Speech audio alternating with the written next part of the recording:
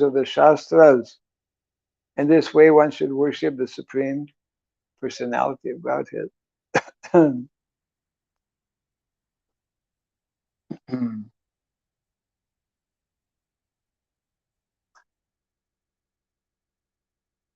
So, important point being made here, how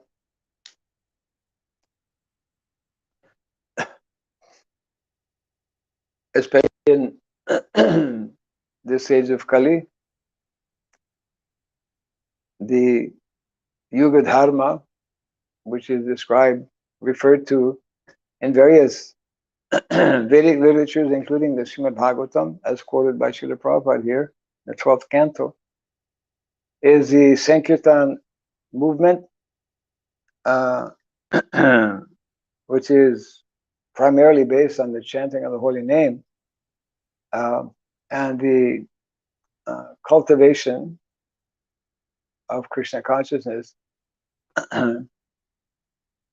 should be taken up, of course, by everyone, but especially by those who are educated and those who have some wealth. If we look at the budget of different countries around the world and what percentage is being utilized for propagating Krishna consciousness, well, I think no government has any any budget for that, really. It means that, as Prabhupada would explain, whatever efforts we are making, it is purely based on the goodwill of those individuals who are joining the movement. And very little, that was one of the questions I was asking in this survey, how much help are governments providing? Of course, some basic help, but compared to the vast amounts of wealth, vast amount of money being utilized for so many things, there's very little being given actually to spread Krishna consciousness. So that is why Srila Prabhupada's strong desire was to bring some leaders, to convince some leaders to actually support. Prabhupada expected that question was asked by devotees. Is it that our Krishna consciousness movement is aiming one day to be directing governments? Prabhupada clearly replied that yes, not that we as a movement or society will take charge of government, but the heads of government. We've all heard how Prabhupada says the when the high court judge will be wearing tilak, we will begin to understand that something significant is happening. Just like earlier this year, there was the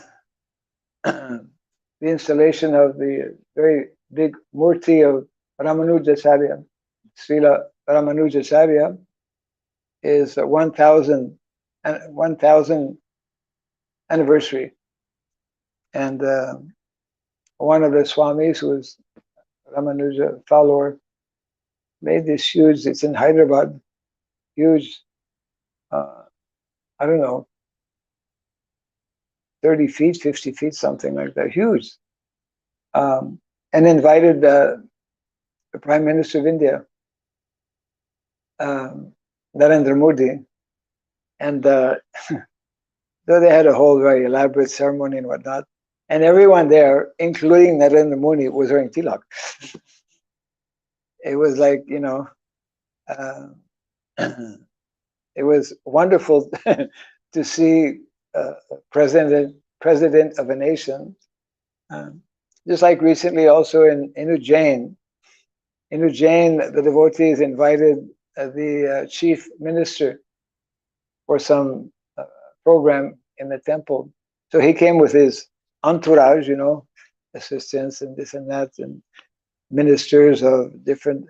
And not only did he, glorify Srila Prabhupada and spoke about ISKCON, but he actually led kirtan and was dancing with the devotees.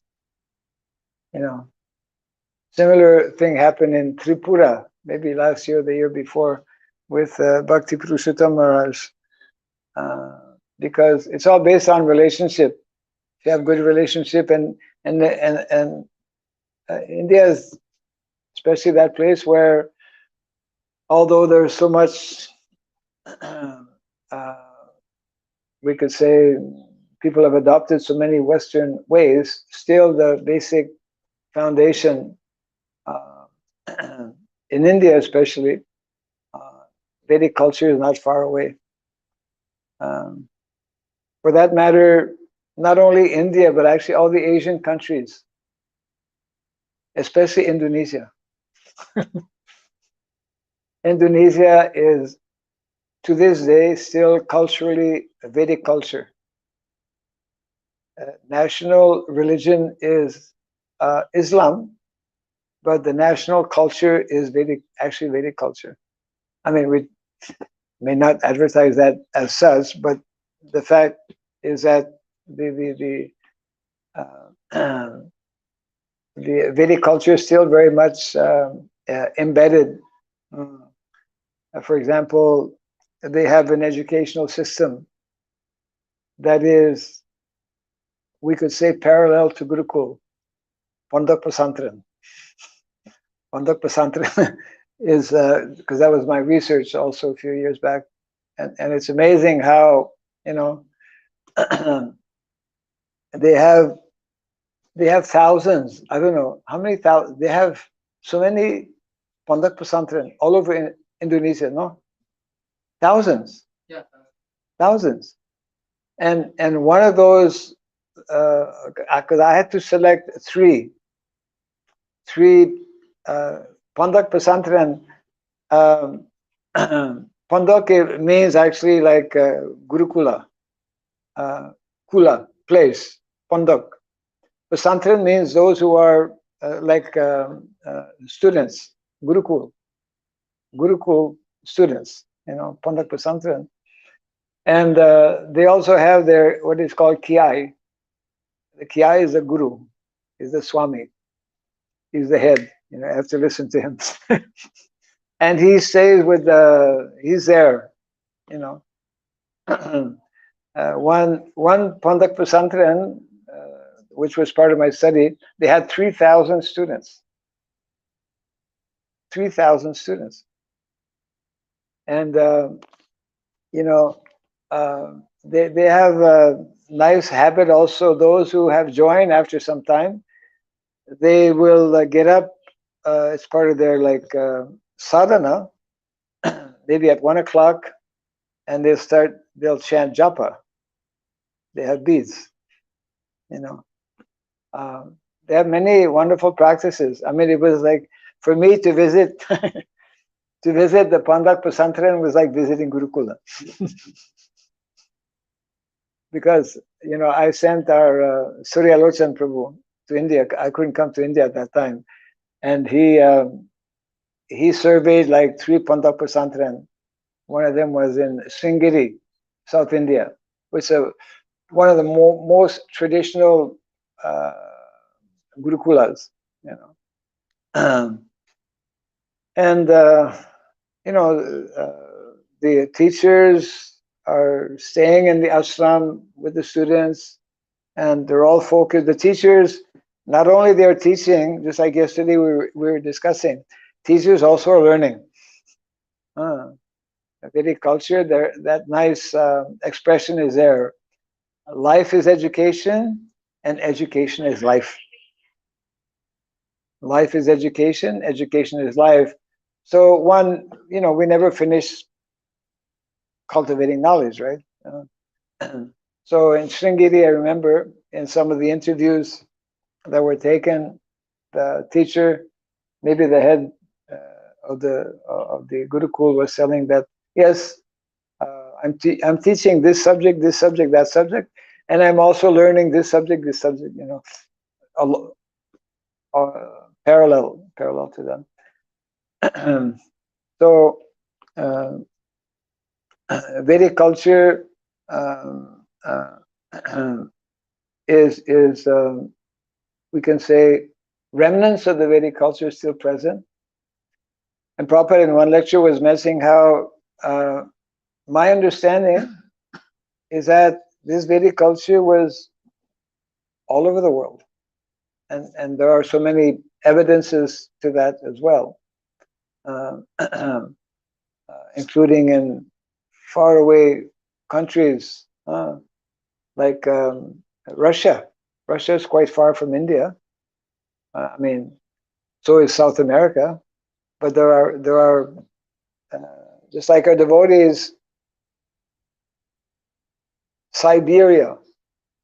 Who knows where Siberia is? Probably don't want to go there. Siberia is in Russia, and Siberia is where the people used to be sent to concentration camps, those who were not good boys. It's like one of the coldest places on the planet. So a few years back, our Sankirtan party, one Sankirtan party, they went there because devotees are going everywhere to introduce this knowledge of Krishna consciousness. And they met some local people in Siberia who were talking about, I mean, now it's like that particular place, mostly Christian, but they were telling how our forefathers, they were referring to the word, they were connected with Aryans, Arya. I mean, Arya is directly in the Bhagavad Gita. Krishna is chastising Arjuna. You should not be speaking in this way. This is not the the words of an Arya. Arya means one who's very advanced, civilized, most civilized. Arya. Vedic culture is promoting. So. So even though when we look at the number of devotees that we have in the world, if we were to make a survey, how many devotees we have, and also physically how much money we have. We may think we have, a good amount of money, but we have peanuts. We don't have any money, actually. For doing the kind of work for the mission, for the mission that we have, governments in the world are spending huge amounts of money for different departments. I don't have the statistics, but mostly money is being spent for what is it? Things that are related to warfare.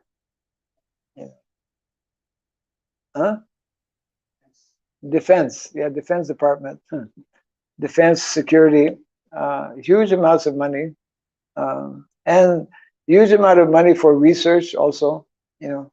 Going to the moon, going to Mars, going to Venus.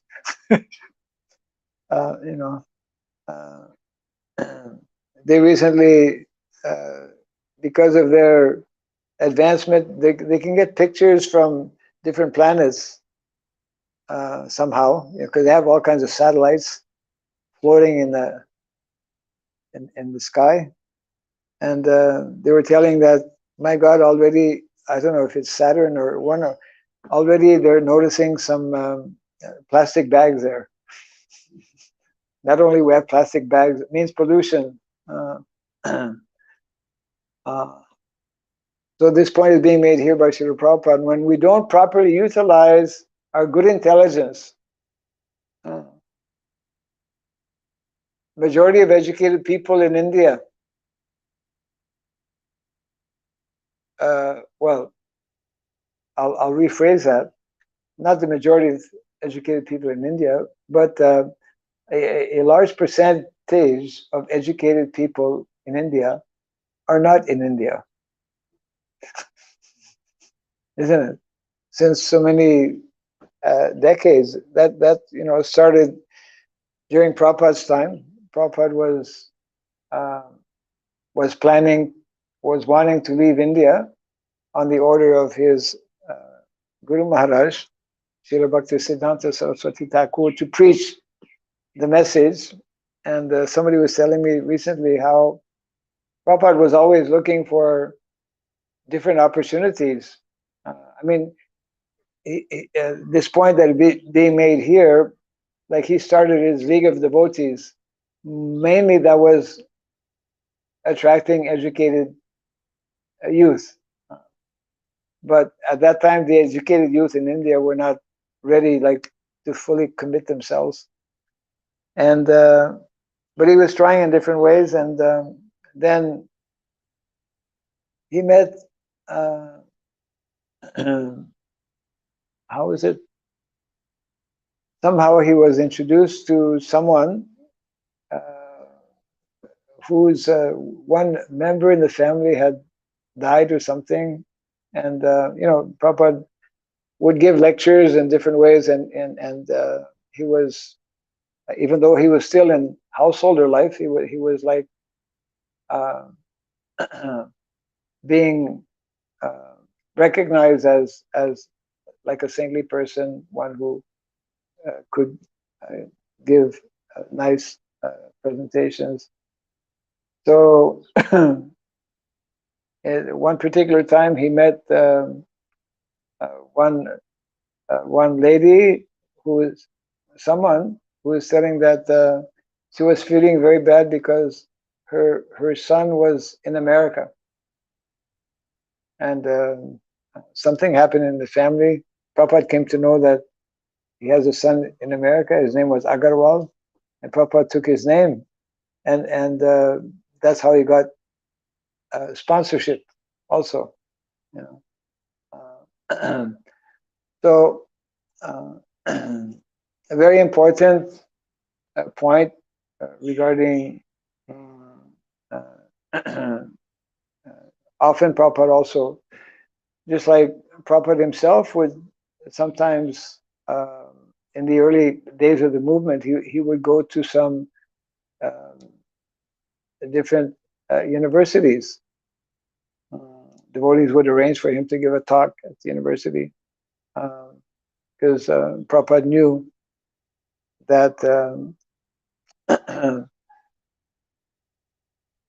that people from such kind of background, I mean, knowledge is meant to be properly utilized in the Lord's service. That is what is being mentioned here.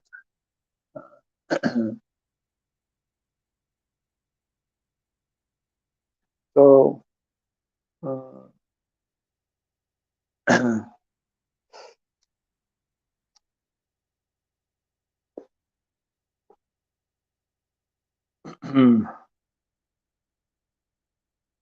and specifically this particular uh, verse in regards to to wealth, especially because wealth is, as we have been discussing in the last few days, wealth is generally something that householders have, isn't it? They're the ones who are meant to earn, and that is, of course, meant to be utilized in Krishna's service. And there is an injunction also that Prabhupada would at different times remind us. The injunction in the Shastra is that Vyasas are meant to utilize 50% of their Lakshmi for propagating Krishna consciousness.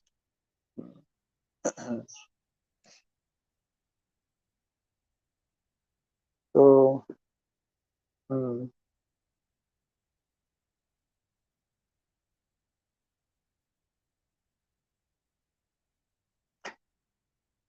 of course, Prabhupada is making the point at the end of the purport that when when money and education are not utilized in the service of the Lord, then automatically they become misused or used in Maya's service, and therefore that creates a very difficult. It creates chaos actually in the world today, and that is exactly the situation in which we find ourselves. A very disturbing situation where so much of uh,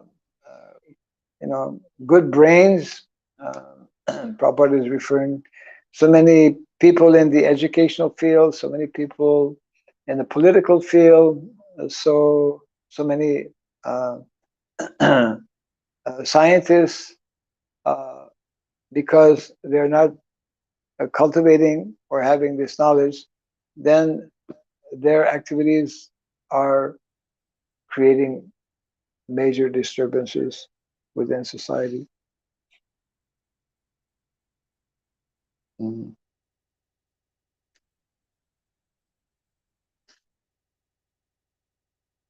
Let me read the verse again if there's any comment or question.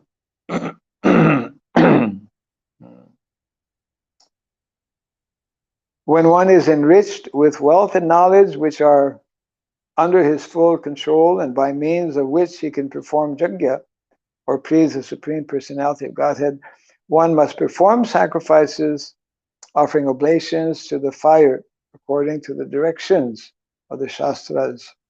In this way, one should worship the Supreme Personality of Godhead. Krishna declares in the Bhagavad Gita how all attempts which are contrary to what is being advised in the Shastra will actually be not giving good results. Moga shamoga karmano moga jnana vichetasa rakshasim asurim chaiva mohinim prakritim shritaha.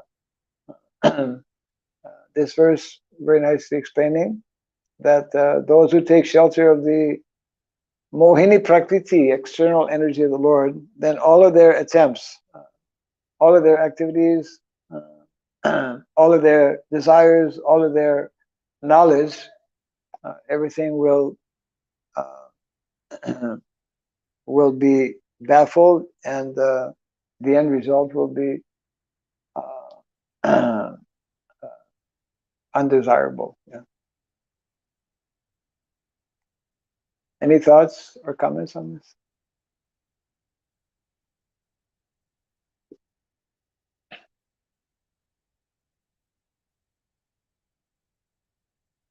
Yes. In Krishna consciousness, we have so many yajnas. Yajna means satisfying the Vishnu. Hearing is the yajna. That is itself. For householders, knowing Kali-yuga, in Krishna consciousness, what type of yajna? So you're mentioning that there are so many types of jagyas. Hearing is also jagya. Different activities are also jagya. So your question is,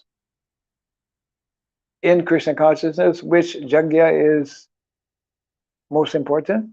What type of yajna is can go on? Yajna means most.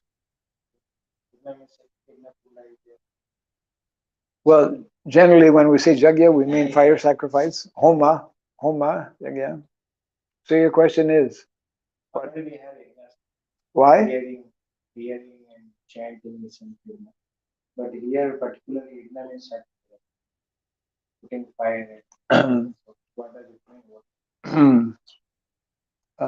But sacrifice is, we say fire sacrifice, but actually each and every activity that we perform is meant to be a sacrifice, or sacrifice means an offering to the Lord.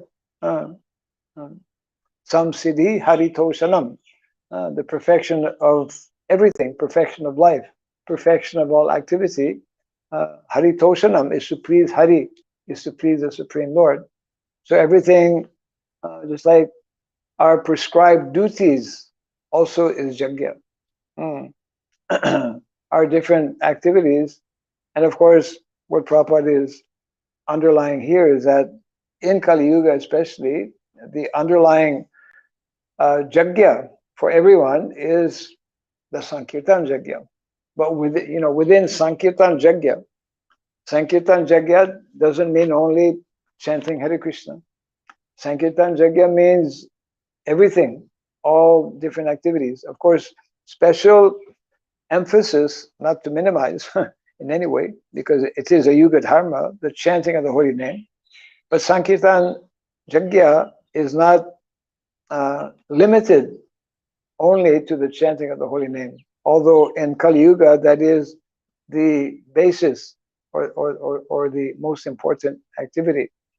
But so many other activities also fall in the category of yajna. When we understand yajna as activities that are meant to please and satisfy the Supreme Personality of Godhead. So we have so many activities that Prabhupada encouraged, which is all part of the Sankirtan yajna, which can be understood in these four phases that we at times refer to. The first one, actually going out in the public to chant the holy name so that people can hear and become purified. And along with that, Prabhupada was encouraging that when you do Harinam, you should also distribute books. Or when you distribute books, you should also do Harinam. They should be, as much as possible, going on side by side. So this is like, Prabhupada described that as the first of four movements. So these are all, that first movement, actually he called it Sankirtan movement, which in that context is primarily referring to books and the holy name. The holy name being an extension of the books being an extension of the holy name. Books being referred to as Brihat Mridanga, the Brihat Mridanga. And then the second movement, Prabhupada also opened so many temples, established so many deities. So that's also part of Sankirtan yajna. That's the second movement. The third movement, Prabhupada, he called it the, spiritual initiation movement. First one, Sankirtan movement. Second, deity worship movement. Third,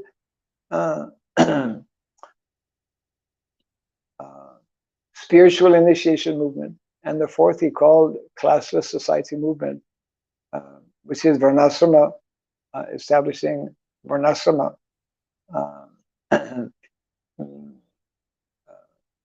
Showing by example on a large scale how individuals are meant to live. This is all, it's all part of yajna. So in this way, there's engagement and unlimited opportunities, isn't it, of engagement, of activities for everyone. And what is being underlined here, of course, is that those who are especially gifted, those who are gifted with knowledge, That is one of the three gifts we were discussing the other day. Three natural gifts of nature, knowledge. So those who are gifted with knowledge and those who are gifted with wealth, material wealth, Lakshmi, then that should be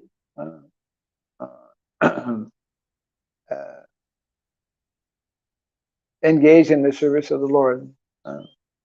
Lakshmi Narayan. Lakshmi should never be separated from Narayan. Lakshmi Devi is always serving the Lord personally. So we refer to money as Lakshmi, with the understanding that that Lakshmi is the proper utilization of that Lakshmi is mainly, primarily. I mean, just imagine if even if one government, at one point Prabhupada had mentioned that here in India, Manipur would become the first state in India to be Krishna conscious. I think he mentioned that Mauritius might become the first country. And Mauritius is like a small island, but very, very close to Vedic culture. So we're still waiting for the first state in India to declare Krishna consciousness officially. We're still waiting to see which country in the world will be the first country to become, where in Parliament they will declare that Krishna consciousness is the goal of life. And that means that such governments will introduce the basic principles of Satyam, Daya, Tapa, Socham, truthfulness, compassion,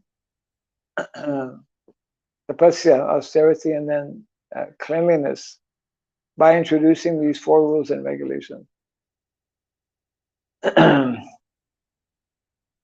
5,000 years ago, because one cow was being abused and put into distress, Parikshit Maharaj was ready to take out his sword and punish that individual. Where are we now? So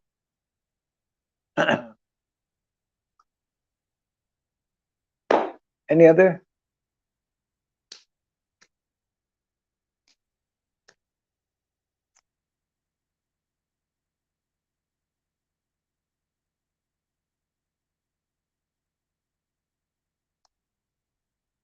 So we are closing for now. Jai Grantaraj Srimad Bhagavatam ki Jai Srila Prabhupada ki Gaura Premanandi.